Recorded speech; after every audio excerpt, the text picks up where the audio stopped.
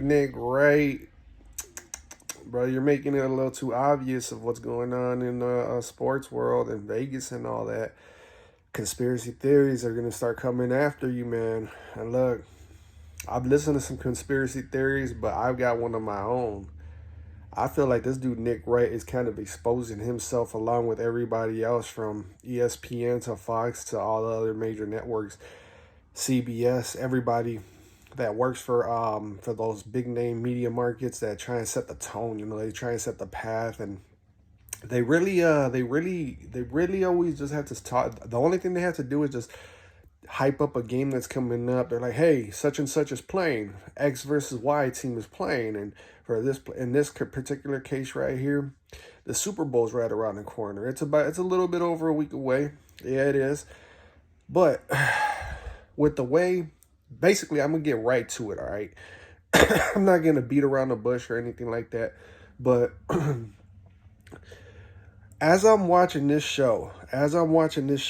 first things first, with Nick Wright and Greg Jennings is next to him, and then the one old white dude is right there across from him, and then Chris Broussard is right there all on the same table. This dude Nick Wright, he like has this irate feel about, like, he's so irate. He's almost to the point where he wants to start fist fighting somebody for attacking the NFL. It was Sean McDermott. They showed the interview of Sean McDermott a few days after the AFC title game was over, and then Sean McDermott went on this little rant about how he informed the team. He let the team know that don't rely on the calls, the referees, to bail us out of anything, to give us any calls. Basically the Chiefs are going to get all the calls. And so that's what they showed for like the minute and a half that they showed of the interview of Sean McDermott. That's what they showed. So then they go right to Nick Wright, and this dude is so irate.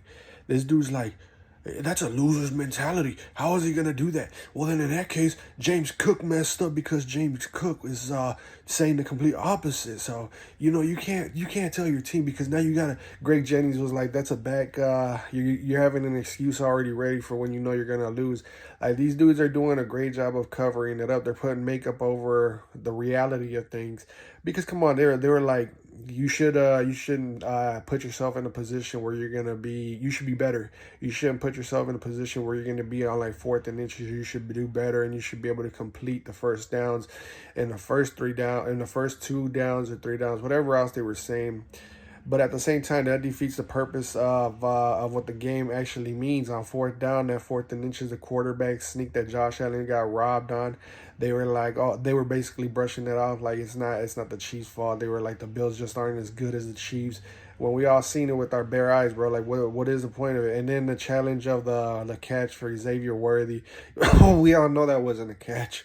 We all know that wasn't a catch. If that was a catch, then we ought to revisit that Des Bryant catch against the Green Bay Packers about a decade ago.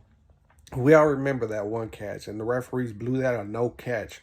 Because why? The ground interfered. And in this case, Xavier Worthy, the ground interfered, and they gave him the catch. Fitting. But that's not what that dude Nick Wright wants to talk about. He doesn't want to talk about the roughing the passer that happened to Patrick Mahomes. Roughing the passer the week before that. Remember that one, Nick Wright? Remember that one, you Kansas City delusional fans? The roughing the passer that the Houston Texans bro, that one roughing the passer with the Houston Texans defenders tackling themselves and them getting hit, doing helmet to helmet on themselves, and then barely touching Patrick Mahomes on the way down. They call that a roughing the passer, bro. Like, that's not what this dude, this cornball ass dude, Nick Wright. That's not what that cornball ass dude wants to talk about, though. Look at this dude, man. Look at him. That man has the face of somebody that works for Vegas. He's got to be in direct contact with Vegas. He gets a storyline so that way the narrative can get shipped down from the very top of the pyramid, brother. The very top of the pyramid. Let me make it look like a little pointy pyramid. Sorry if I don't get it right, but basically at the very top of the pyramid, They're coming up with this narrative of what should we make what should we have all of our stooges talk about for tomorrow. We got today covered, and then there's about like 10 of them that are all coming up with an idea over there in Vegas. They're like, well, we're gonna make this doofus over here with the long hair. We're gonna make him. We're gonna make everybody talk about the same thing, and they're all gonna be stooges because that's how they collect their paychecks. I'm not saying nothing wrong with that. I'm not saying there's anything wrong with that, but they're being a little bit more obvious with their biased love as to why as to why they're defending so much, and they're getting so offensive when people say that sports is rigged, because they know if people start boycotting the NFL, if the NFL starts getting boycotted and the Super Bowl takes a massive hit with ratings lost, they're going to feel that. They're going to feel the effect, and they're going to be like, wow, guys, all of our excuses, all of our cover-ups weren't good enough this year. What are we going to do? And then that's when Vegas is going to be like, what do we do? Do we actually do the right thing and let fans do we give the fans what they want next year and see how it goes? They're going to be like, nah, we're the ones that run the show. We're the directors here. They're the fans. Remember that. That's the way that Vegas thinks. And Vegas has to, I strongly believe with the way this dude Nick Wright gets so offensive, him and Pat McAfee, all these guys, BS, ESPN, Fox Sports, that's a different color.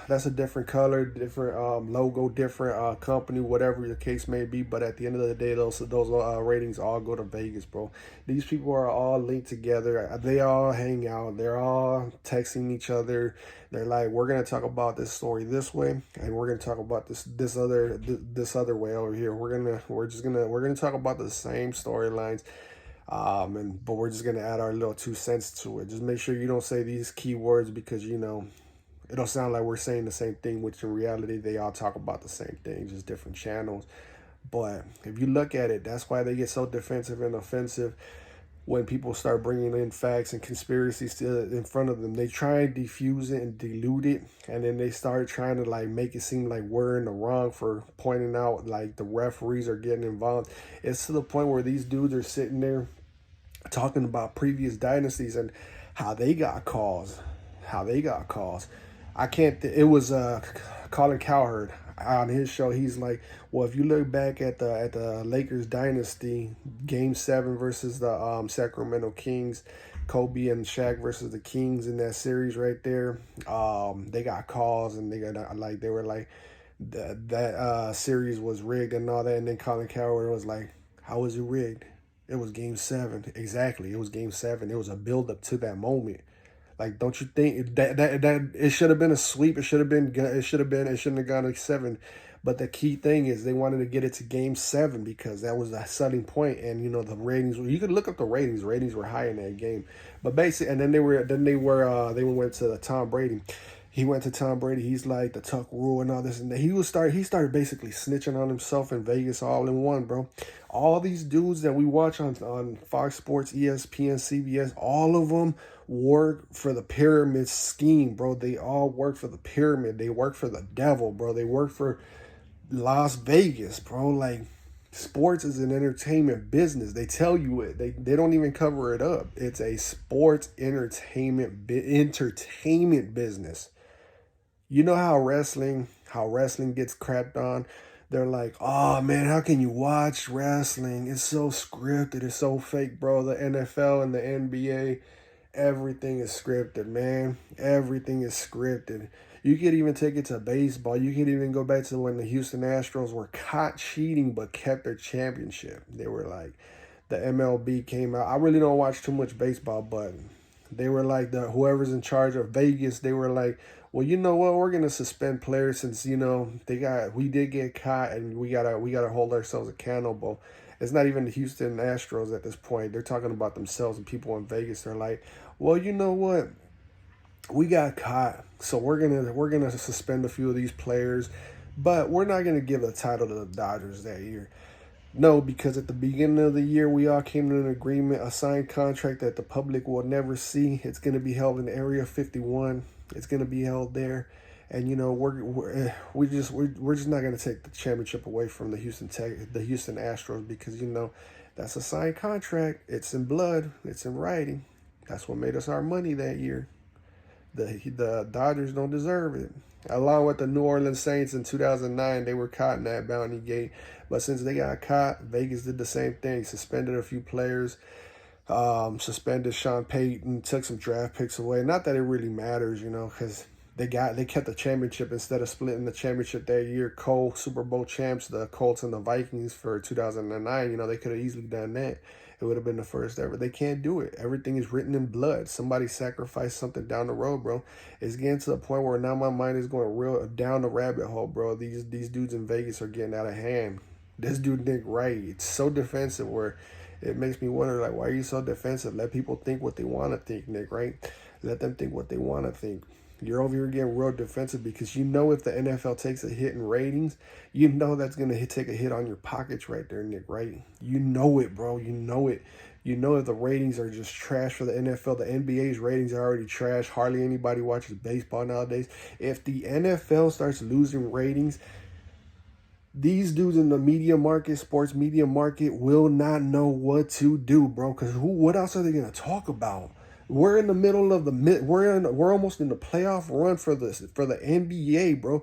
We're right there. We're right there. They do not talk about the NBA at all. They'll talk about LeBron James for like 3 minutes, and that's about it. But without the NFL, these dudes in Vegas, everybody is just basically going out of business, bro. We gotta boycott this Super Bowl. We have to, bro. We have to.